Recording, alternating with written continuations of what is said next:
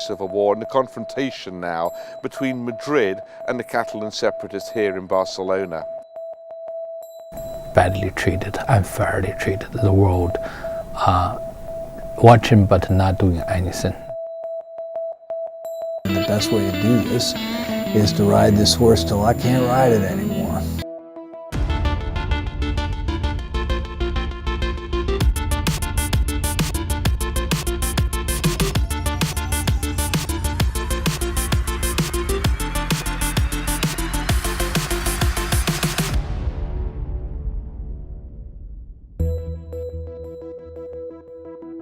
I know the rules, the rights of Spain, but I think it is the most important is to recognize the opinion or the attitude of the Catalan people about this feeling of this national, the national feeling of Catalonia. Catalan nationalism has a long history. It was a key factor in the Spanish Civil War of the 1930s, and there are lots of echoes to the Spanish Civil War and the confrontation now between Madrid and the Catalan separatists here in Barcelona. The government in Madrid at the moment is trying to impose direct rule on Catalonia. It isn't the first time that's happened. In 1933, on the eve of the Spanish Civil War, a right-wing elected government in Madrid tried the same thing, closed down the regional parliament, arrested Catalan separatists and actually executed some of them. Now, even though there's some echoes and some parallels one can draw with the confrontation now between Madrid and Barcelona, there are also differences. I think it's going to be civil disobedience. The Catalan side, the independence movement is very focused on avoiding any kind of violence. Catalan nationalism back in the 1930s was driven by the working class. Nowadays it isn't. The working class are rather worried about a break between Catalonia and Spain and what it may do for them in terms of an economic impact. I know that we are strong together, and I think that because of all this problem we had with the economy, the crisis and all this years ago, we really have to stand together now. It's the middle classes, the more prosperous classes, who are trying to go for a break from Spain. They resent, they say, giving so much money and so much of their resources to Madrid. This is a very successful economic region. And so there's a whiff of indulgence in some ways to the struggle on the Barcelona side with Madrid. If the pro-independence parties stay together, as they have claimed they will, there's probably a very low likelihood that the Spanish government has any enforcement capacity. How this plays out in the next few weeks and months is very hard to tell. There's some people who say Catalonia is so distinctive from Spain that it will be natural for it to break away. It has a different language. But some of the cultural differences are not so sharp. And over the years, the Spanish, the Castilians and other nationalities in Spain and the Catalans have intermarried. But how this plays out will have not only a fundamental effect on the future of Spain, it will also have repercussions for Europe. European leaders are very worried that Catalan nationalism will encourage other nationalist groups, other minority groups, to also want to break away from their current countries, from their current governments. This is Jamie Dettmar in Barcelona. Kurdish people in the Middle East share a common culture, language, and history. And that history includes abuses like mass forced disappearances, economic and social marginalization, displacement crises, and sometimes massacres. Kurdish people here also share a region which spans the borders of Iraq, Iran, Turkey, and Syria. And the central governments of those countries, along with their international allies, are, as you can imagine, nervous about Kurdish separatist movements. For example, separatists in Turkey have been waging an armed insurgency against the central government for more than 30 years. I'm Heather Murdock, and I'm reporting from Ai Nisa in northern Syria, where issues like independence and self-rule are reshaping the region. This part of Syria is known as Rojava, which is semi-autonomous, which means it is governed by Kurdish authorities and protected by a Kurdish-led military, but it is still part of the country of Syria. So we asked people here the other day if they want full self-rule, like their neighbors in Kurdistan region of Iraq. Some of the people said no, they do not, but they were still celebrating on the streets in September when an overwhelming majority of Iraqi Kurds voted yes to independence. Here in Rojava, authorities are taking a far more conservative approach to deepening their independence by establishing stronger government entities and holding elections. But people here in this region are talking about the ideas of unity and stability versus the merits of the ideas of independence and freedom. The problem is, no one can quite figure out how can one party in a conflict have all of those things without taking them away from someone else.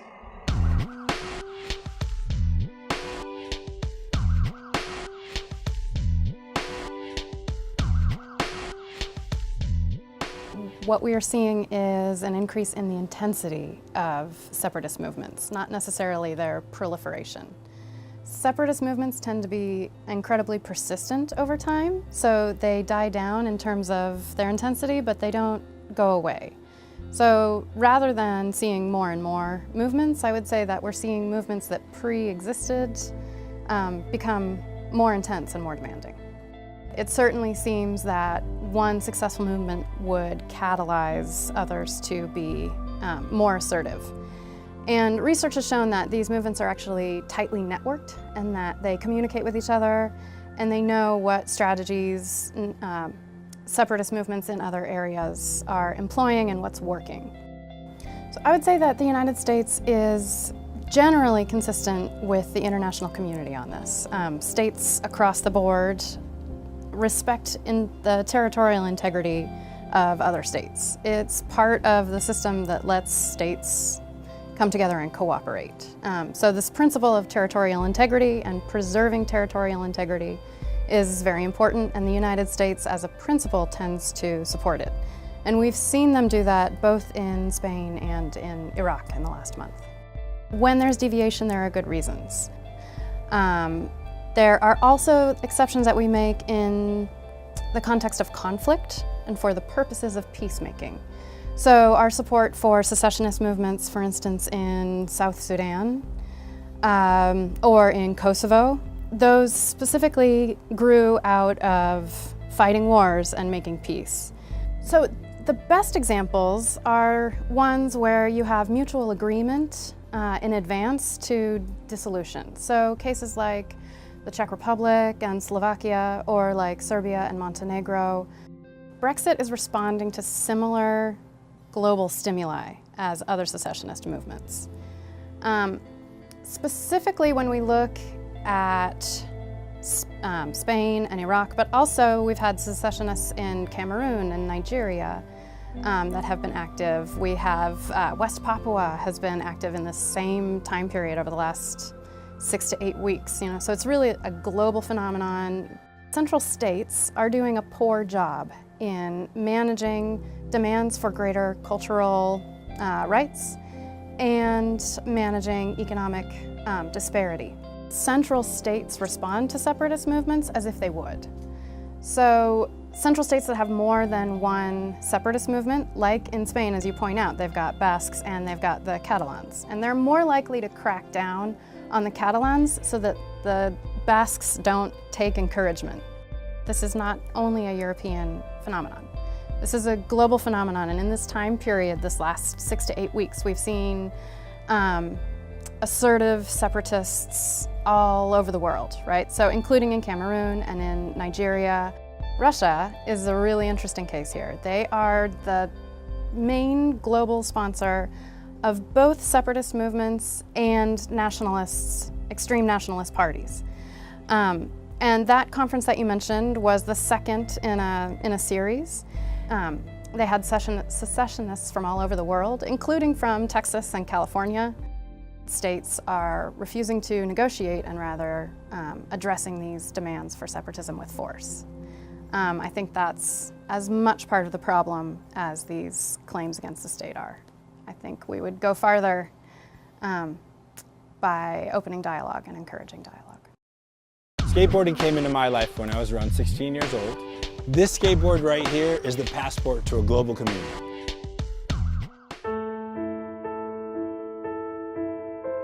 Being a refugee is much more than a political status. It is the most pervasive kind of cruelty that can be exercised against a human being. You are forcibly robbing this human being of all aspects that would make human life not just tolerable but meaningful in many ways. According to the documentary Human Flow, over 65 million people in the world today have been forcibly displaced from their homes. Using cameras attached to drones, Ai Weiwei films humanity's movement from up high. Human flow as always happens in the human history.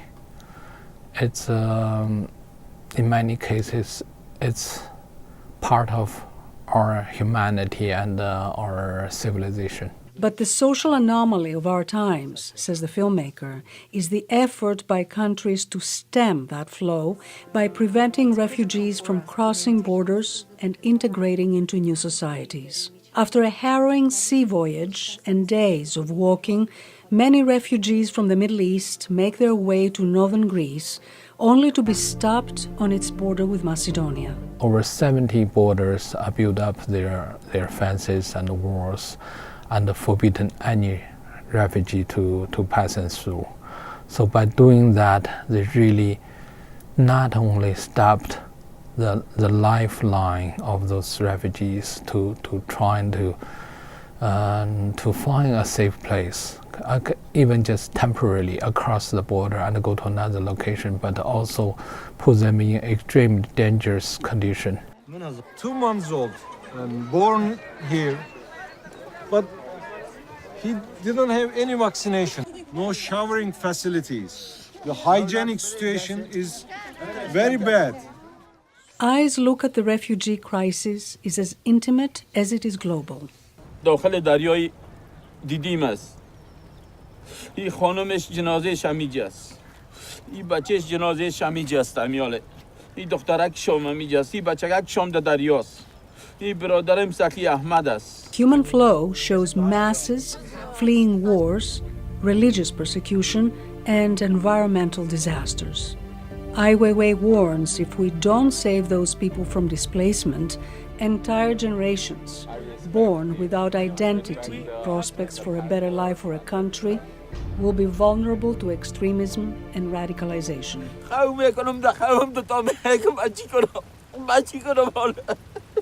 Those people, those child, when they grow up, they only see how their parents being badly treated, unfairly treated. The world watching but not doing anything.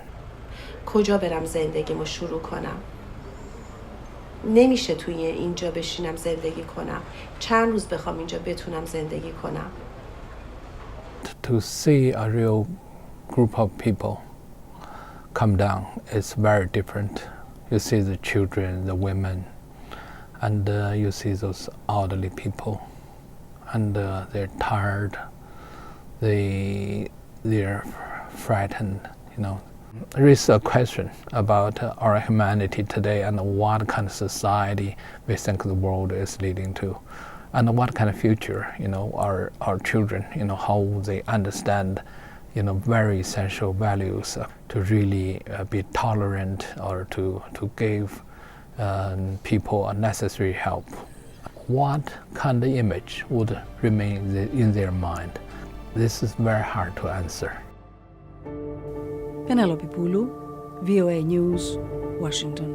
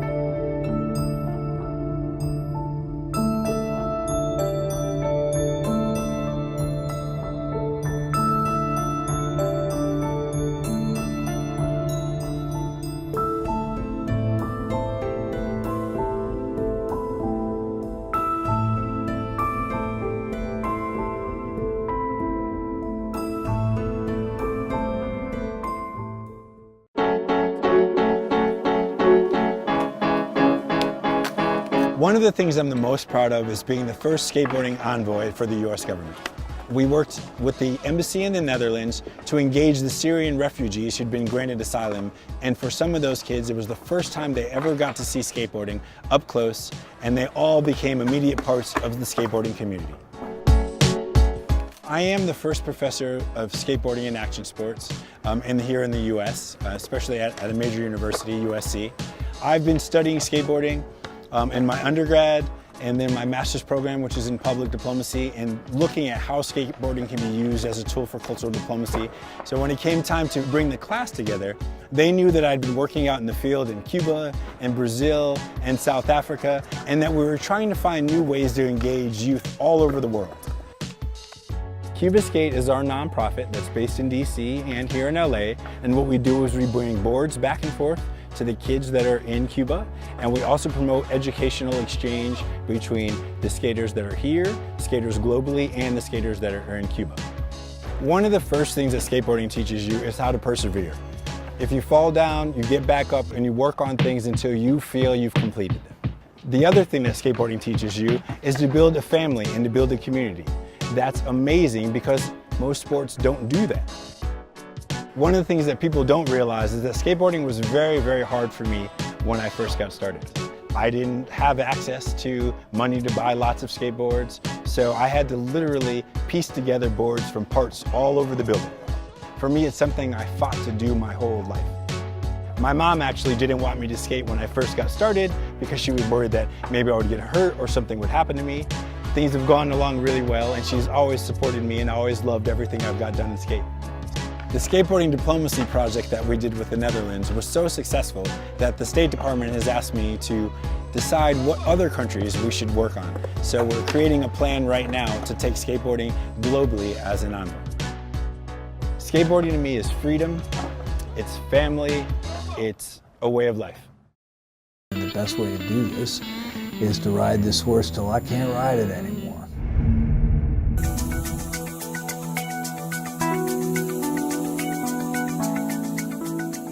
The guitars are a combination of four things. They're musical instruments, something to make a sound to make music with. They are art. You can see it in Vogue magazine. It's part of our heritage. They are complex tools for the musician to use to do their job. There's about 250 people making guitars here. Make 10, 12,000 guitars a year here, and then we make, something like 18,000, 20,000 guitars in other factories outside of this country. From start to high gloss finish, it's all made in America. We are a proprietary company, so if you look at our guitars, the screws are our screws, the strap button's our design, the tuning peg is ours, the bridge is patented. All those things are what goes into making a PRS very different than a lot of other guitars. They also have manufacturing operations in South Korea and Indonesia, and while it's cheaper to build outside the United States, they keep this factory running and its luthiers employed. The best thing that this company ever did for the world was to provide 250 people jobs and health insurance. And I thought to myself, well, that's true in a way, I think there's a real obligation on the part of the company to try and take care of the people that took care of the company. So I could quit today and go back in a little shop and make guitars and make a really good living. But then I would let all the people down that have given their lives to this place. That's not going to work. I mean, the best way to do this is to ride this horse till I can't ride it anymore. The amount of detail that goes into the hand working of these guitars is absolutely amazing. That something like a machine can't handle, something that a machine can't tell. We take what happened in the past from the great guitar makers and we use the best of it, and then what we think we can make better, we make better. So it's a conglomeration of the best things of our industry in combination with how we've innovated. Look, if you steal from one place 20 times, you're stealing. But if you steal from 20 places, it's research. It's okay.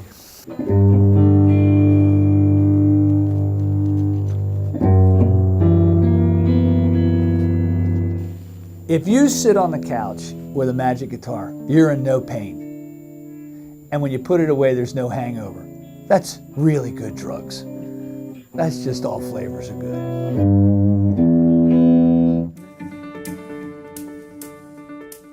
Everybody wants to be remembered, and that's something that's much easier to do if you're wealthy. Welcome to Biltmore. It was built in the 1890s by George Vanderbilt, an heir to the railroad fortune amassed by his grandfather.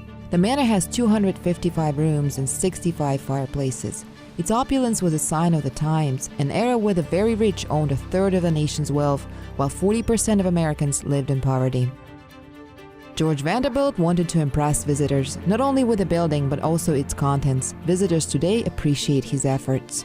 Just speechless when we drive up to it. You just see the size and that somebody lived here, and the amount of work and craftsmanship to build a place like this. It's absolutely amazing.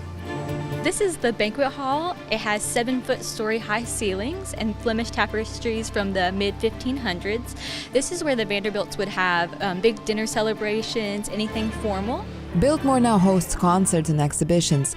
Visitors can tour the many rooms filled with books and works of art, and architectural details such as this winding staircase. I think people just don't spend the time doing it anymore. It's easier just to mass manufacture houses than it is to build something unique. It's good to look back to see what life was like back then, but it also kind of is a way of looking at the classes and how the upper class definitely had the wealth and the control of everything, but yet the lower classes struggled. The manor reminds visitors of a time that was hard on many, but very glamorous for the select few. Masha Morton, Mike Maisoradze, VOA News, North Carolina. The Library of Congress is another grand American building, a bizarre structure filled with not just books but sculpture and mosaics. When a visitor comes into the Library of Congress, we're immediately into this huge, great hall, and for our visitors who are blind or have low vision, they don't get to experience that the same way. We're going to be coming straight ahead here and then turning to your left. The library has commissioned teachers trained to offer visual descriptions. So we're able to, through visual description, describe the types of materials that they're seeing. Mosaics can be done out of glass. The building, the architecture that we have around, and specifically to go into some of the artwork. They also give a touch history tour, which includes feeling a sculpture of Thomas Jefferson and getting a physical sense of one of America's founding fathers. With the library, everything that we have is behind a case or behind a glass enclosure, some maps that we can't interact with. So we have brought materials specifically for this tour. So on the floor, there's a mosaic. So we were able to get pieces of the mosaic floor that people could put in their hands. This inclusiveness allows Kevin Bryan, who is sight impaired, to appreciate the art and craftsmanship on display. There's a greater understanding of how people learn differently, regardless of whether it's mental, physical, or just general personality. So I think the concept of accessibility is growing, and therefore there's much more inclusivity in this process. It gave me a much better perspective. I see through hearing, and I have a vivid perspective in my mind of my experience here today.